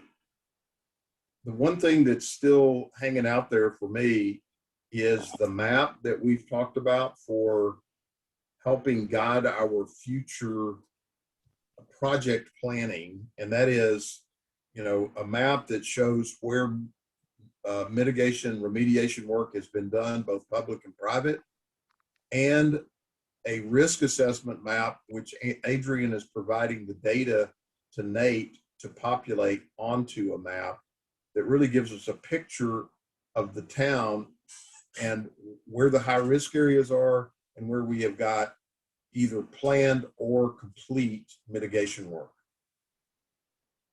Right, and that it sounded like Michelle was going to get me that data for sure, so I can start working on that. And also, I have that little spreadsheet from Adrian as well, so I can definitely start working on those. And it's not one of those things like you have to have it done by the next. But if we could just make a little progress on this thing and review it periodically, that would be great. Yeah.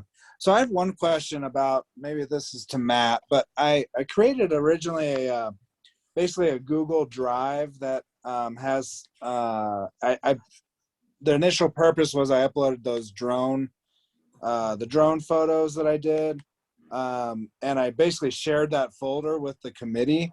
I don't know if that's best practice or not, but my thought is that if I could just continue to have this shared folder, then that would be a place where people could view this data. But because of the Open Meetings Act stuff, I don't know if that's really the right way to do it.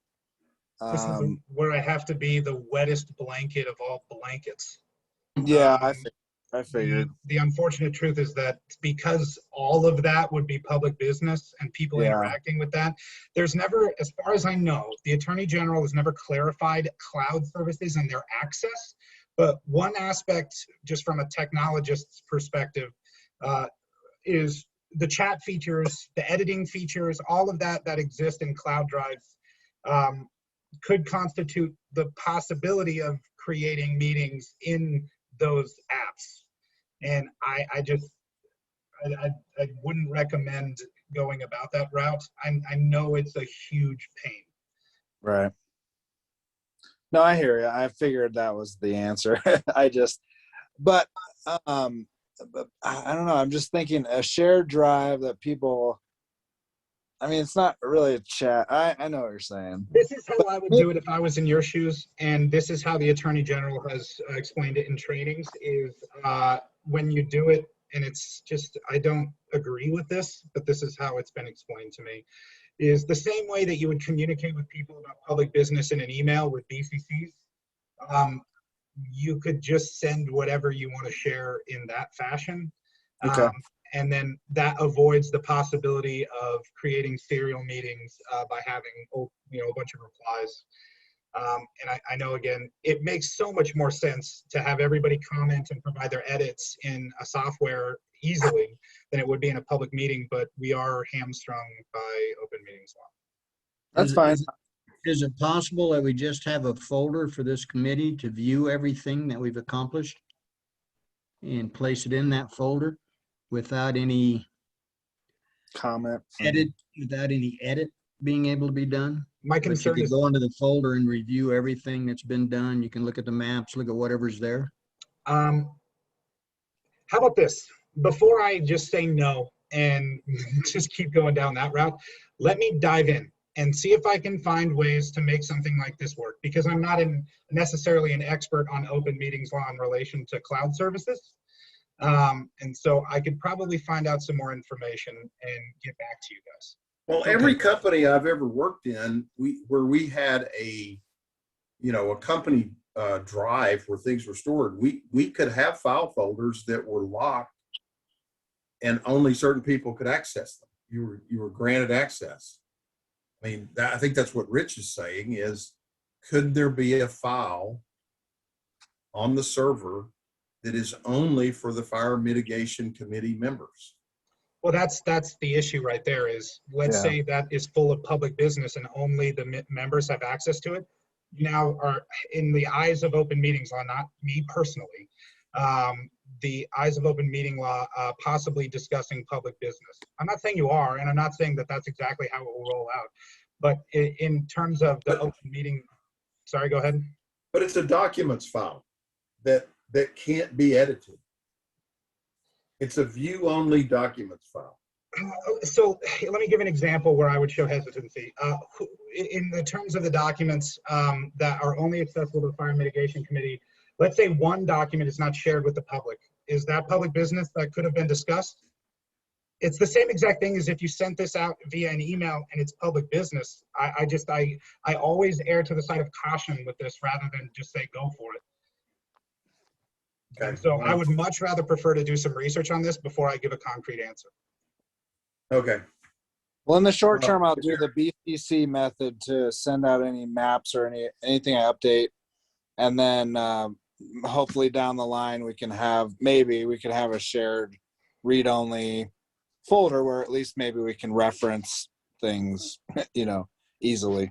Yeah, I mean, this is crazy trying to conduct our business in such isolation.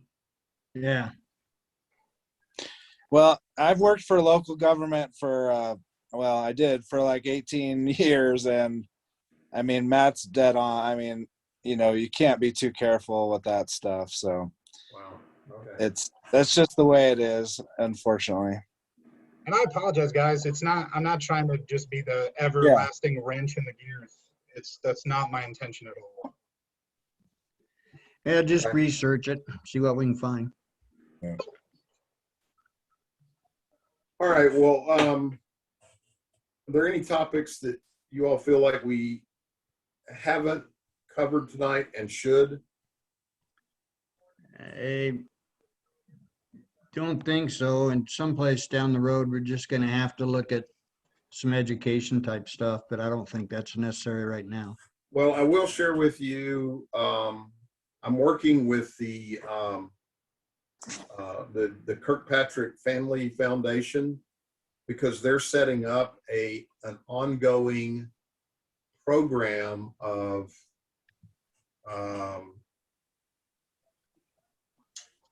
where they will support regular educational topics on a Okay, variety of subjects, specifically for Green Mountain Falls. And so we're going to try and incorporate an ongoing program of fire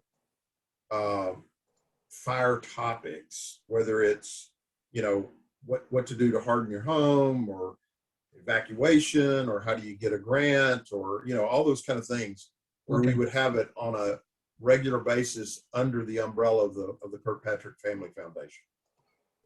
okay. Nice. I will tell you, on July the 4th, I believe there are 3 hikes that will take place.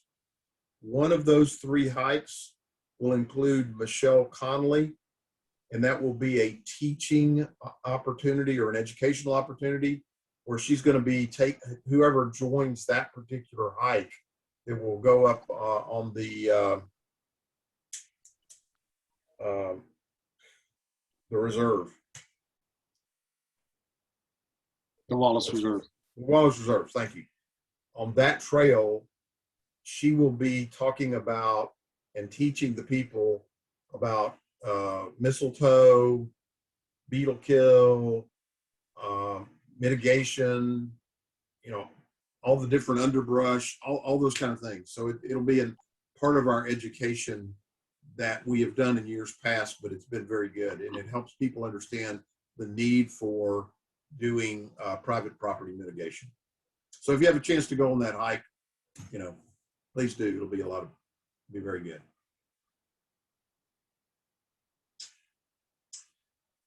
All right. If nobody has anything else, let's call it a night. Sorry, when was that hike again? It's I July missed 4th. Oh. And I think you meet, it's part of Greenbox. So it's Okay. published on the schedule, but I think it's the assembly point. You know where it is, Matt? It's, Yeah, the trail runs off Mountain Road. they're meeting at wherever the dedication point is going to be. It's 8 o'clock in the morning, and all the hikes are going to leave from that point. I'm Okay. sorry, Nate, I don't know. There's a lot. At the- Rocco probably knows. There's a number of people around town. Probably at the trailhead for the Wallace Reserve off Mountain Road or whatever. Could be. Okay. Thank you.